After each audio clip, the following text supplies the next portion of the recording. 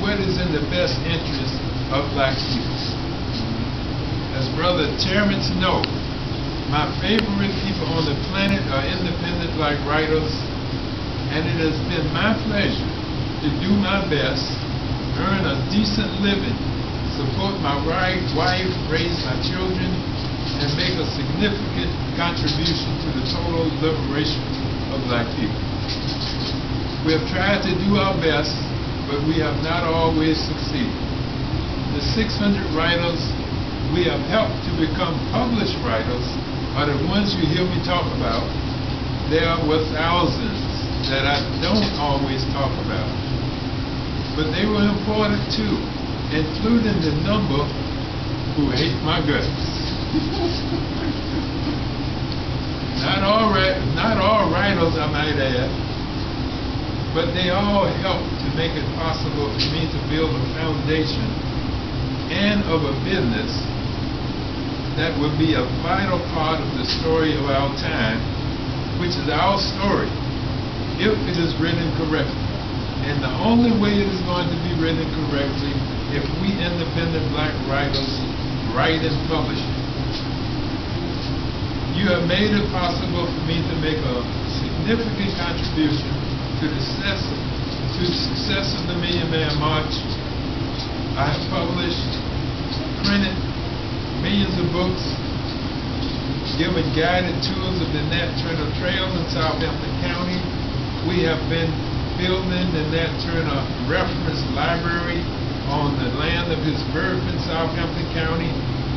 And this has helped to raise the consciousness of black people, helping to build an organization that demands that the United States of American government pay us our due reparations. The name of the organization is NCOBRA, N-C-O-B-R-A, the National Coalition of Blacks for Reparations in America. Independent black writers made it possible for me to do this work. I have not done any other kind of work for the last 35 years. After coming out of the corporate world, I went into business immediately and started doing for self by trying to put myself in service to others, namely independent black writers. I still need your help because the job is far from complete. I'm winding down into the end of my own course, but the work continues. And I still need your help to do what I intend to do with my remaining years. For whatever reason,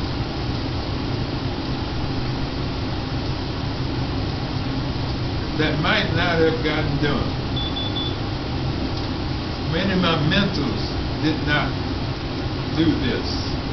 Many of my own mentors, they passed on a transition before they organized their life work into a form where it would have some meaning after they passed on.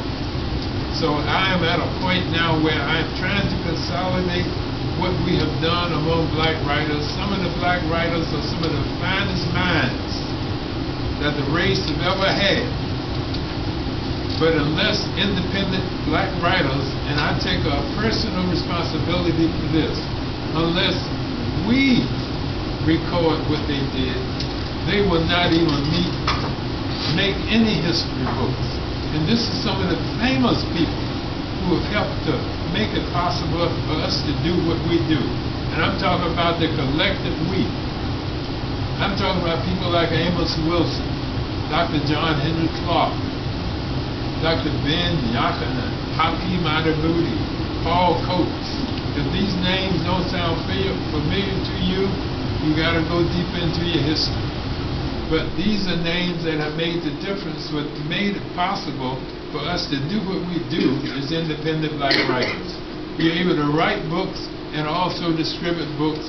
But I tell you, when we started out, we did not have black bookstores. We might have a bookstore once in a while, but very seldom would you find a black bookstore that had hundreds of different titles. And that was not accidental, but I won't go into that part of the struggle at this time.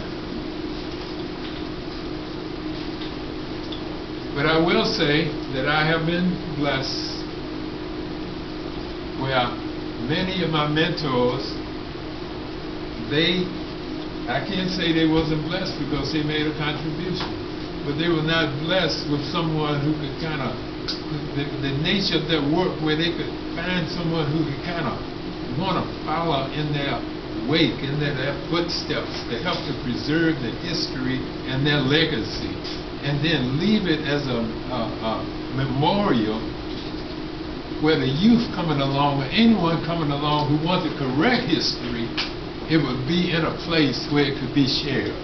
Many of my mentors, when they died, their works was in their homes or in their basements, or somebody inherited from their own family, and who didn't care nothing about their work, and it went away.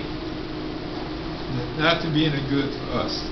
But none of them had a Terrence Morell to continue to represent and apply their legacy and history with dignity, respect, grace, and goodness, the nature of the work they started.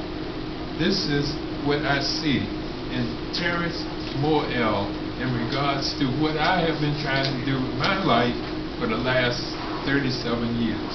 So I thank you, Terrence, publicly, on the air, on the internet.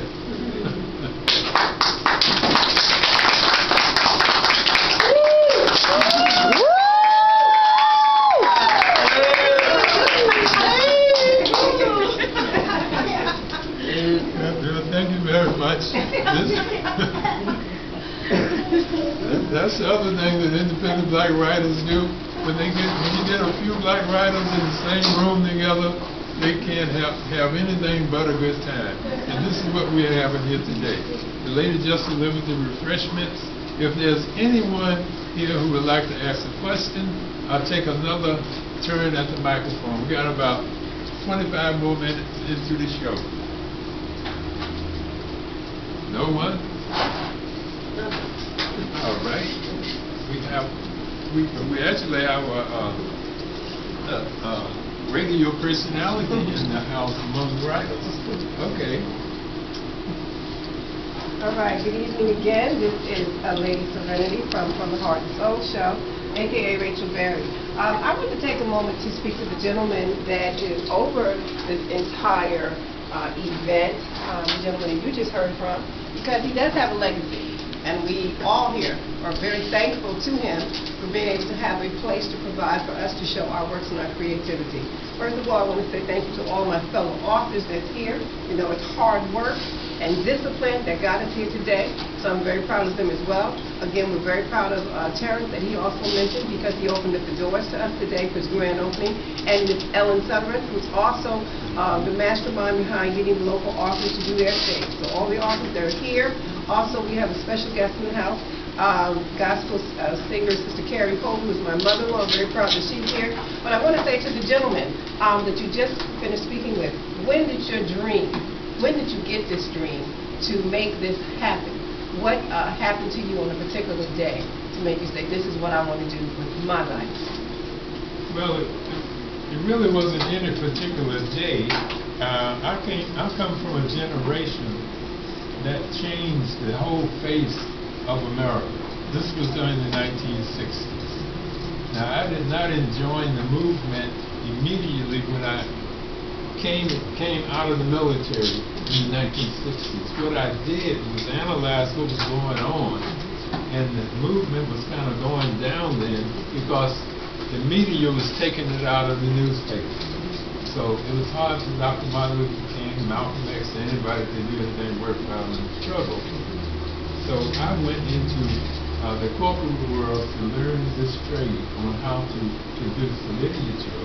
So it was contrived. It was, I was old enough to plan. And this is what I try to tell young people: whatever you intend to do, plan it. Now, I was fortunate because I came in at a time where the consciousness of black people was to a certain level of degree where they were looking for serious kind of information to help them, you know, now. So it wasn't any one time. But I tell you, when it dawned on me that we were really into something, we were up against racism in the publishing industry. We know that black people just don't publish books. Not because we don't write books, because we don't have any black publishers. So that kind of threw me for a while. I always thought that if I fly this straight, I'm going to have to get a massive amount of money in order to do it. But then I found out most black people, 95% of black people who do publish, they pay for the privilege. Yes, most definitely. Yeah. Now, and then once I got started, I found out there's a lot of black people who write good stuff, but they don't take it to the next level. They don't do what J.E. Rogers did, a Carter G. Woodson did, a John Henry Clark did. All of the black writers who wrote something that was worthwhile for our race, they paid for the privilege at first. Because one thing, they didn't want the other man to mess with that stuff. So I hope that answers some of your questions. Now you I got another question. I got one more question for you. That's one more question for you. Because as a mentor, I tell my mentees that we all have a purpose in life. Everyone here has a purpose in life. Do you think this is part of your life's purpose and journey that your Creator has meant for you to do? I do. I thank you for the question. You must be a radio person. So you're asking some great questions. Yes, I know that I know that first you get knowledge of self. Once you get knowledge of self, that's when you find your purpose. You got to pursue knowledge of self. You know, your purpose will be unveiled. And so I was fortunate in that respect. You heard me give a sentence in my statement to the Honorable Elijah Muhammad, right? Now I wasn't there. I didn't get my X. I did not soldier while he was here, but I picked up the books, and I read the books diligently.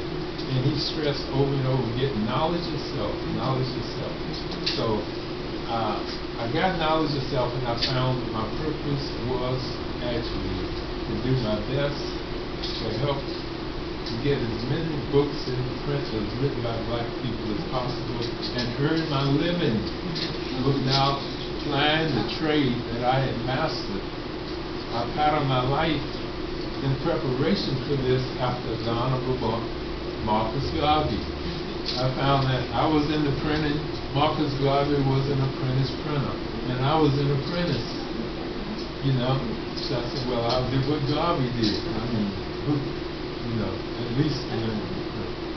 And then contribute that to the race. Giving back. So now, I would like to turn that question back to you. Was there one moment in your life that convinced you that the path you're on now is the way to go? Thank you for that question. I appreciate that. I think it's a series, as you say, a series of things happen to you. Awareness, knowledge is power. So as experiences in my life took place, and as we grow, as we mature, I consider myself now a seasoned woman. Haven't always been that way, but as courage has appeared in my life, different experiences, things I've gone through, people that I've met, God always put powerful women in my life. So I always had wonderful women in my life. My mother-in-law is one of them. My mother is the first woman, and I've always had wonderful women in my life. Ellen is another. So I've always had women to look at, for example, and then start determining who I wanted to be. Something within myself wanted to be more of what my Creator wanted me to be. So yeah, there was a time period, there was a series of time and years, and I'm still a work in progress. And I'm looking forward to the tools that He wants me to work with and yet still to become. Thank you. Would anyone else like to share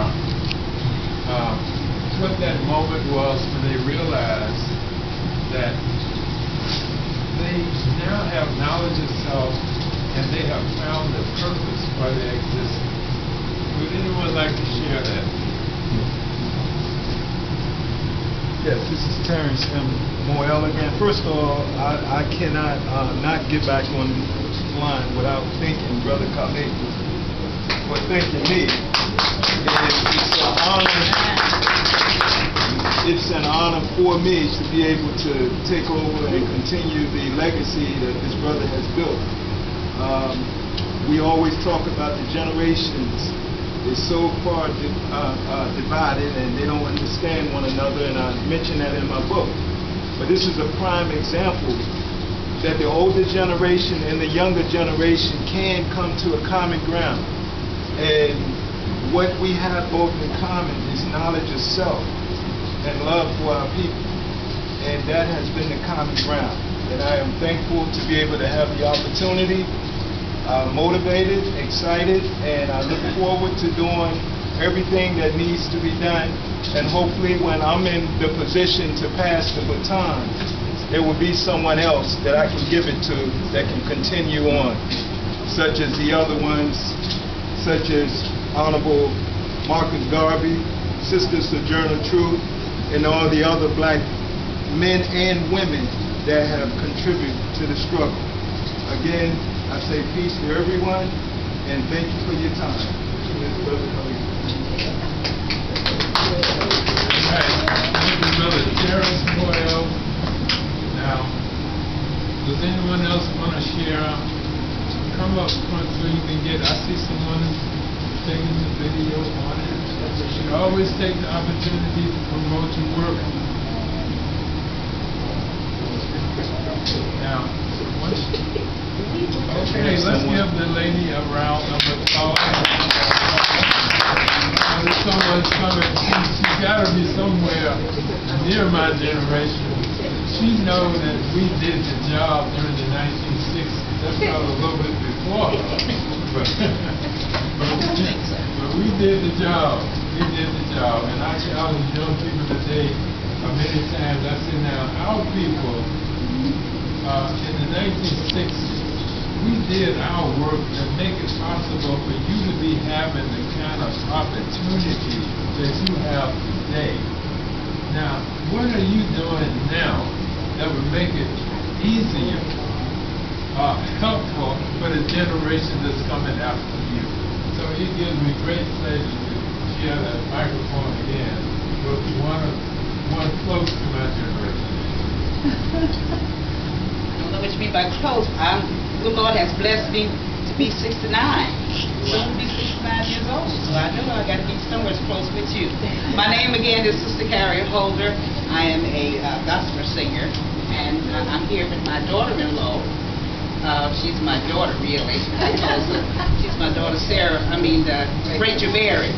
She's the one that has written about 3 books, I believe. And I'm her mother-in-law, as I said. I'm Sister Carrie Holder, and I have 2 gospel CDs out. And I hope you don't mind if I just give you a little taste of what I do. Would you mind? Okay. This little song is called A Hallelujah Anyhow. I wrote that when I did my 2nd gospel CD release.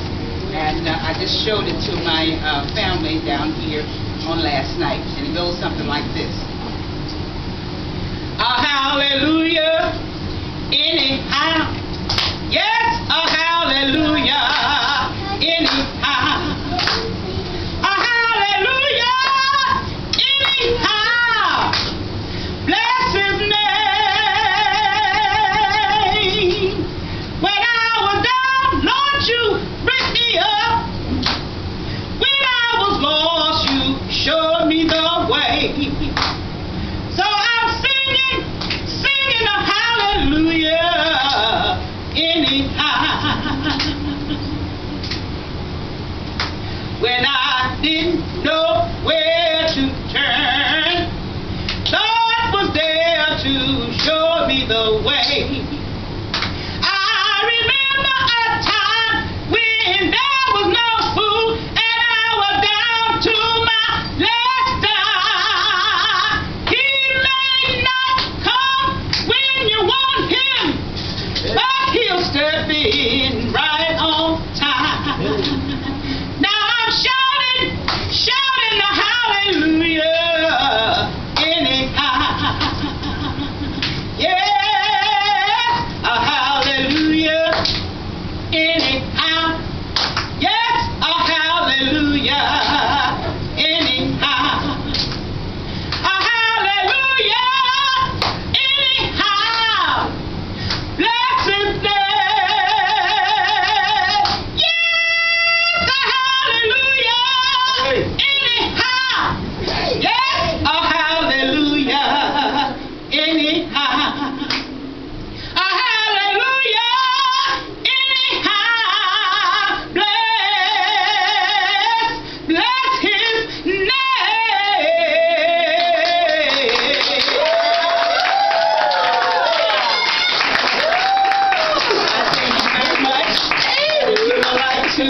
purchased my CD. I've been singing since I was 9 years old, and the good Lord will soon be blessing me with 39 years of age.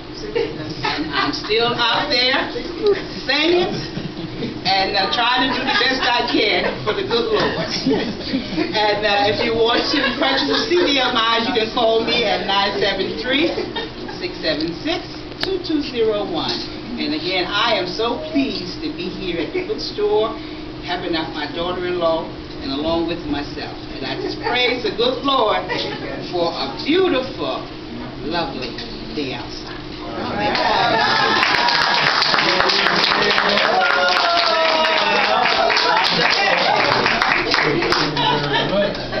You never know what the turn is going to be when you open up the market. And I tell people many times that we're not, one, we should never edit our own selves, our own people out of us. We are one people, whatever the persuasion is with our talent. She has an obviously great talent. And she said that she's 39, and I heard 60. I did say that? Yeah. And I guess right, she's near my age. Because I'm 71. But I can't sing like I used to sing. Is anyone else just coming in? I see some people just coming in. Get a turn. We got some time left.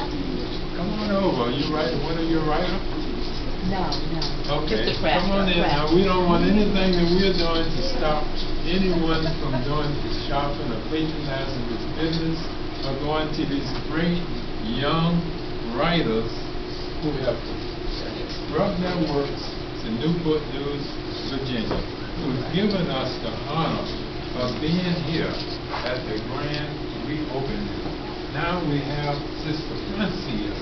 She walked up here so she could get into this video camera. And I'm very glad that she's here. I was looking at her, trying to look her up here. It worked. Okay, Sister Francia.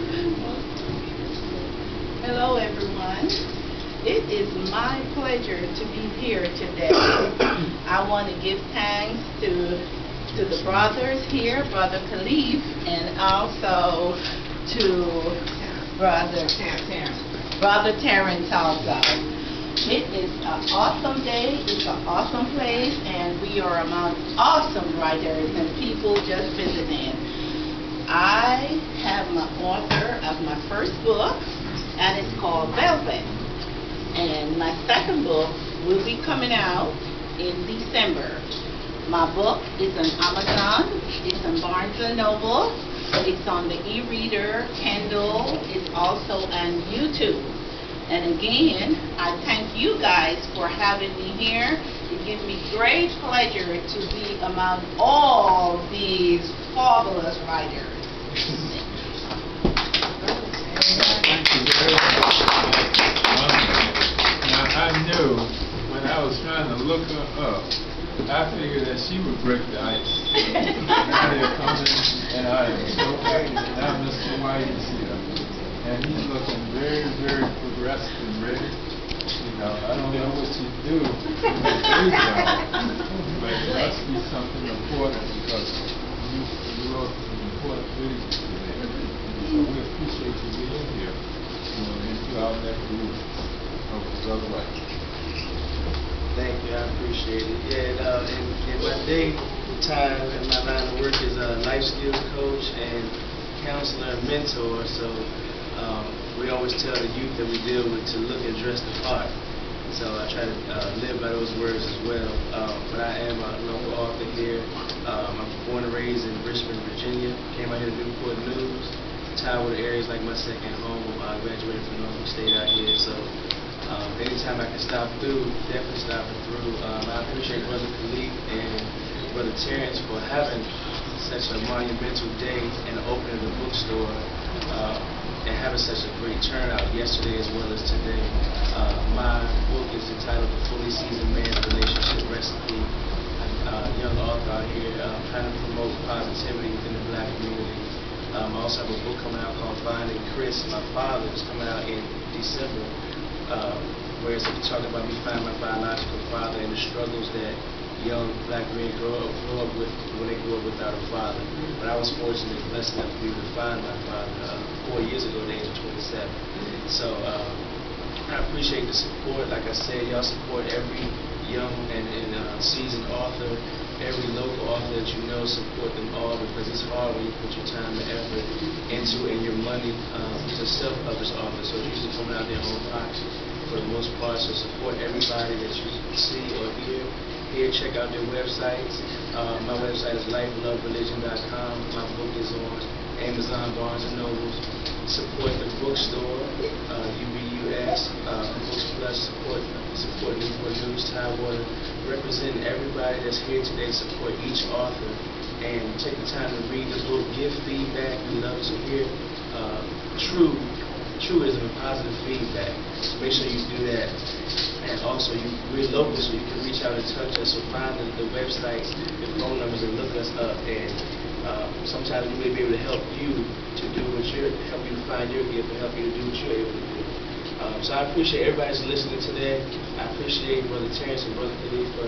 And I just want y'all to continue to support us, support the bookstore, support the movement, recognize the history that he spoke on, and continue the legacy. This is Vincent White. All right, peace.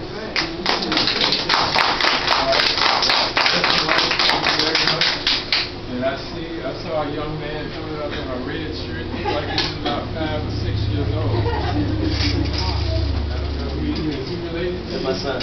That's his son. Yeah. See, now, he's bringing his son along with him. He touched on something that was very dear to the hearts of anyone who's concerned about the welfare of their people, especially us black men. And I tell us black men, until we take some personal responsibility for what's going on in our race versus our young black males, we're never going to get this job done until we take a personal responsibility. And that first responsibility is to raise your children differently from the way that you were raised. And I say that, it looks like I'm making a general statement there, but I work with young black men too. And for the most part, when I get a new group, I always ask, whose father's in the house? Less than 10% raise their hand. And the ones whose father's there, sometimes it'd be like my father. I knew where my father was. But my guardian knew I was better off not to be with him. You know, I was better off without him in life. So there's another lesson there. Raise them with knowledge. The knowledge in the books that's coming out from independent black writers.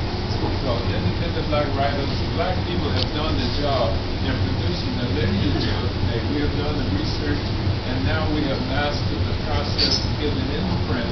And the last barrier will be to break through on the distribution front. Now we know how to make a best-selling book. That is not a problem. We know the process there, but we do not control the mechanisms that make it possible. And that is network, television, radio. All you got to do is get on network and network TV and radio and talk about your book, and you can get a bestseller. I'll get it reviewed in one of the mainstream newspapers. So we don't control those mediums. But there is one medium that we do control today, and it offers a great opportunity. And you get a sample of it today. And that is internet-based radio. We started this medium about 8 or 9 years ago. With Brother Kini Awadu on the West Coast of California. He mastered that process and started his radio show. Now there's any number of black radio personalities on internet-based radio. And don't let anyone convince you, because your audience is small.